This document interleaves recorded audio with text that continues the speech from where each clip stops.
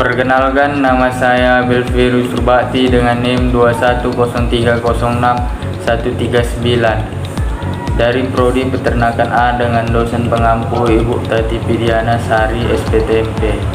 Di sini saya akan menjelaskan sedikit mengenai mineral. Yang pertama, jelaskan pengertian dan fungsi mineral pada tubuh ternak. Mineral adalah suatu zat yang tersusun dari senyawa kimia yang dibentuk secara alami oleh peristiwa-peristiwa anorganik yang memiliki penempatan atom secara beraturan dan memiliki sifat kimia dari fisika tertentu. Secara umum, mineral berfungsi sebagai pembentuk kerangka tubuh, komponen senyawa organik atau protein dan lipid dalam jaringan lunak. Misalnya, otot dan pembuluh darah mengontrol tekanan otomatis dalam cairan tubuh serta mengatur keseimbangan asam basa dan berperan sebagai katalisis dalam sistem enzim dan hormon. Pertanyaan yang kedua, jelaskan pengertian mineral makro dan mikro pada ternak. Mineral yang dibutuhkan oleh ternak terdiri dari mineral makro atau yang dibutuhkan dalam jumlah besar, dan mineral mikro atau dibutuhkan dalam jumlah yang sedikit. Mineral makro diperlukan untuk pembentukan organ di dalam tubuh.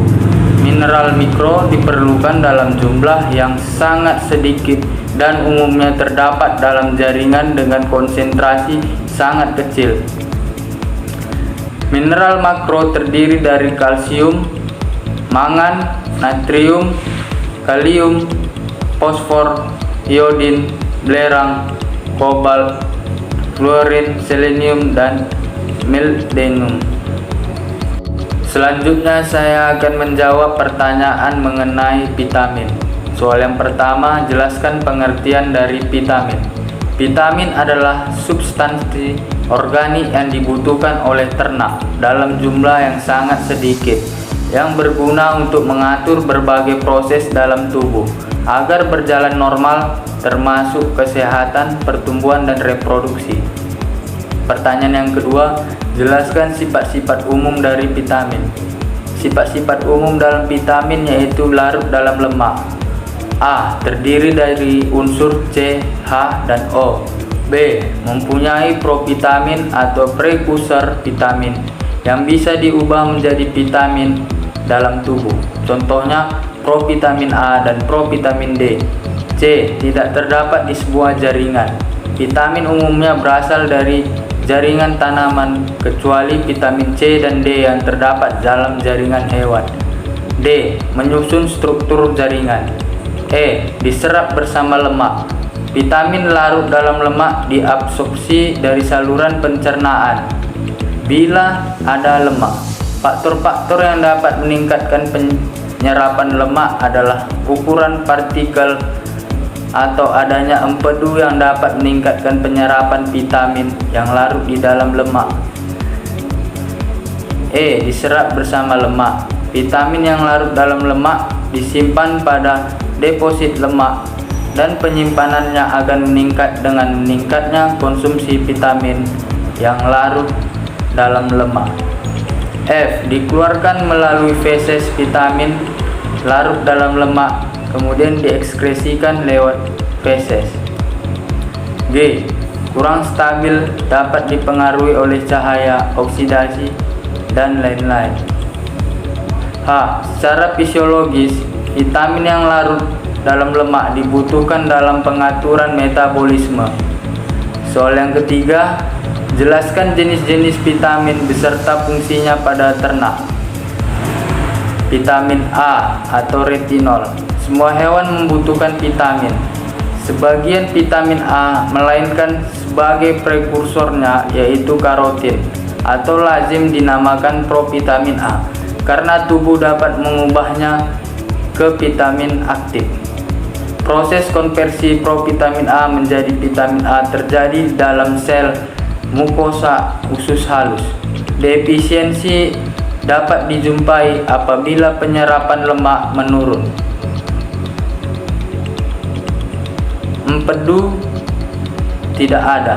Secara umum, fungsi vitamin A mempunyai 3 peranan penting di dalam tubuh, yaitu pada mata, epitel, dan tulang.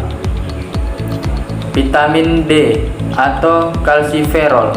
Vitamin D mempunyai beberapa fungsi. Yang pertama, membantu proses absorpsi Ca dan P dari saluran pencernaan dan selanjutnya mengatur konsentrasi Ca dan P dalam darah. Yang kedua, proses reabsorpsi, berperan dalam proses reabsorpsi fosfat pada ginjal untuk mengatur konsentrasi Ca dan P dalam darah. Yang ketiga, deposisi, berperan dalam pembentukan tulang dengan jalan mempengaruhi deposisi pada matriks tulang. Vitamin E. Vitamin E mempunyai beberapa fungsi, antara lain: yang pertama, reproduksi, membuat normalnya proses reproduksi beberapa jenis ternak. Yang kedua, dapat digunakan sebagai antioksidan. Yang ketiga, absorpsi, memperbaiki Fe oleh usus, sedangkan Fe penting untuk mencegah terjadinya anemia. Kekurangan vitamin E erat hubungannya dengan kekurangan mineral Se. Encephalomalacia memperlihatkan gejala kerusakan urat syaraf. Seringkali kepalanya diletakkan di antara kedua kaki atau dilekukkan ke belakang sehingga tidak sanggup makan dan minum. Diatesa atau eksudatif adalah suatu edema jaringan bawah kulit. Distrofi otot memperlihatkan garis-garis berwarna muda atau pada ayam yang berumur 4 minggu. Vitamin K. Vitamin K merupakan senyawa yang penting pada proses koagulasi darah. Oleh karena itu, semua disebut faktor koagulasi yang kemudian disebut vitamin K. Fungsi vitamin K diperlukan dalam proses pembekuan darah, khususnya diperlukan dalam sintesis protombin di dalam hati, karena protombin bersama tromboplasmatin dan dengan adanya tromkinase akan membentuk trombin.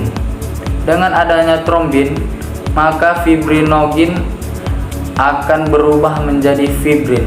Fibrin inilah yang sebetulnya diperlukan dalam proses pembekuan darah.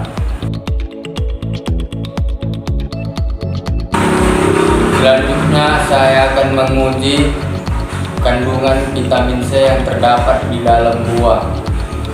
Sebelum itu saya akan menjelaskan terlebih dahulu bahan-bahannya.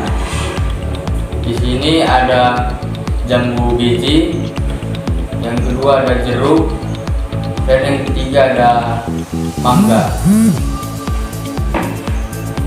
Selanjutnya dari bahan pakan hijauan ternak, yang pertama itu ada rumput gajah, yang kedua itu ada jerami padi.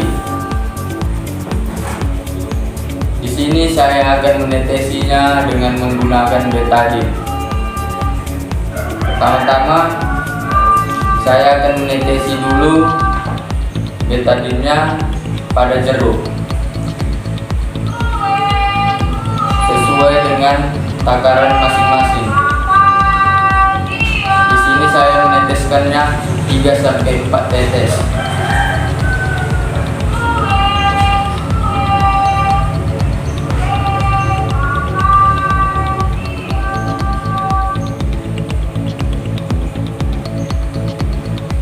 Nah, setelah itu saya akan meneteskan juga kepada jambu biji sekitar 3-4 tetes.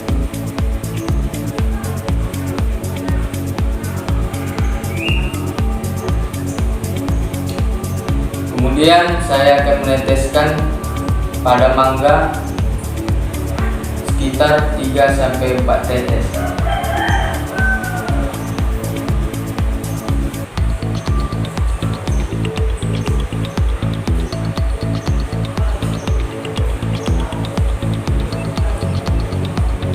Setelah pada buah, selanjutnya saya akan meneteskannya kepada rumput gajah sama juga 3-4 tetes.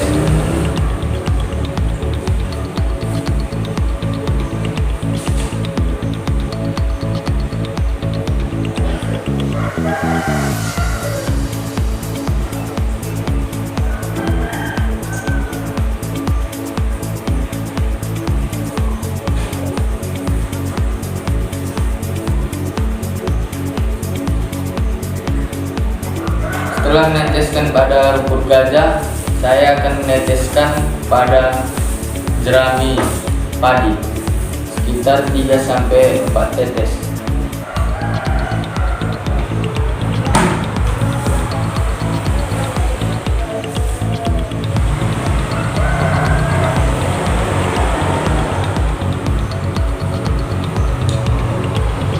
Setelah diteteskan, kita tunggu hingga beberapa saat apakah yang terjadi pada buah dan pakan hijauan hewan tersebut. Nah, setelah tunggu beberapa saat, sampel yang kita tuang betadin tadi dapat kita perhatikan. Yang pertama itu pada sampel biji yang dituangkan betadin berubah warna ke kuning-kuningan. Di sini dapat kita simpulkan pada jambu biji tersebut bahwa jambu biji tersebut mengandung vitamin C. Kemudian sampel yang kedua itu pada mangga. Di sini mangga mengalami perubahan warna juga ke merah-merahan sama seperti jambu biji. Namun di sini dapat kita simpulkan bahwa mangga tersebut juga mengandung vitamin C. Kemudian sampel yang ketiga itu pada jeruk yang kita tuang betadin tersebut. Di sini jeruk itu juga mengalami sedikit perubahan warna. Di sini dapat kita simpulkan pada jeruk bahwa jeruk tersebut juga mengandung vitamin C. Sedangkan pada pakan tumbuhan hijau ternak yaitu pada rumput gajah dan jerami padi yang dituangkan oleh betadin, di sini tidak mengalami perubahan warna sedikit pun. Jadi dapat kita simpulkan pada jerami padi dan rumput gajah tersebut tidak mengandung vitamin C. Sekianlah video praktikum penjelasan dari saya tentang pengujian vitamin C pada buah dan pakan hijauan ternak tersebut. Apabila ada kata-kata saya yang kurang berkenan, mohon dimaafkan. Sekian dan terima kasih.